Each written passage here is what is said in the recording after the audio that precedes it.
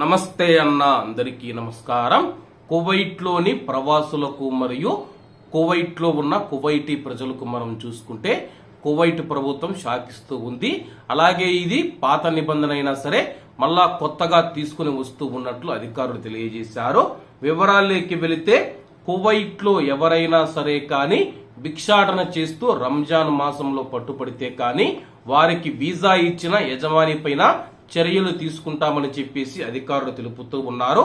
తాజాగా అరబ్ మరియు ఆసియా దేశాలకు చెందిన 11 మంది భిక్షగాళ్లను కువైట్ దేశం నుంచి బహిష్కరించినట్లు మినిస్ట్రీ ఆఫ్ ఇంటీరియర్ ప్రకటించింది. అలాగే 11 మంది మహిళలని చెప్పేసి కువైట్ లో మహిళలు ఎక్కువగా భిక్షాటన చేస్తూ ఉన్నట్లు అధికారులు తెలియజేశారు.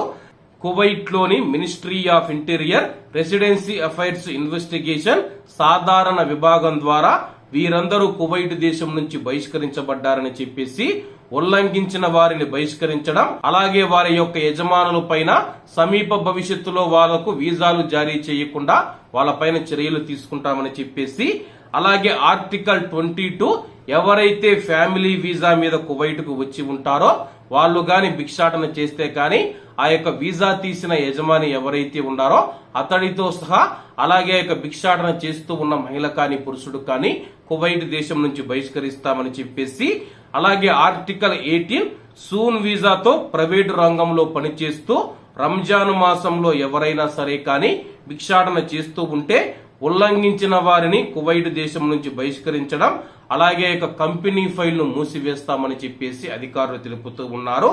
అలాగే ఎవరైనా సరే ఆర్టికల్ 20 వీసా ఖాదీం వీసా మీద కువైట్ లో పనిచేస్తూ రంజాన్ మాసంలో ఎవరైనా భిక్షాటన చేస్తూ ఉంటే అటువంటి గృహ కార్మికులను కువైట్ దేశం నుంచి బహిష్కరిస్తామని చెప్పేసి, భవిష్యత్తులో ఆ యొక్క స్పాన్సర్ యజమాని కఫీల్ ఎవరైతే ఉన్నారో అతను వీసాలు జారీ చేయకుండా స్పాన్సర్ ను నిరోధిస్తామని చెప్పేసి, ప్రజల భావోద్వేగాలను వెలికి తీసేందుకు భిక్షాటన చేస్తూ అలాగే దోపిడీ చేస్తూ ఉన్న వారిపైన కేసులు కూడా నమోదు చేస్తామని చెప్పేసి, కువైట్ లో ఉన్న ప్రవాసులు ఎవరైనా సరే భిక్షాటన చేస్తూ పట్టుపడితే వాళ్ళ యొక్క యజమాని పైన కూడా చర్యలు తీసుకుంటామని చెప్పేసి అధికారులు హెచ్చరిస్తూ ఉన్నారు.